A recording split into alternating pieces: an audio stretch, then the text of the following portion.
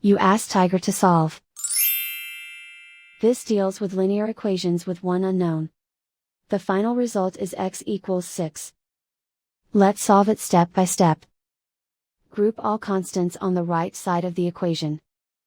Subtract 5 from both sides. Simplify the arithmetic.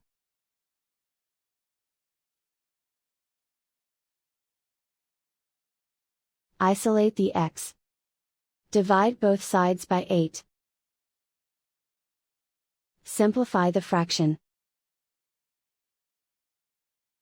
Find the greatest common factor of the numerator and denominator. Factor out and cancel the greatest common factor. And so the final result is x equals 6.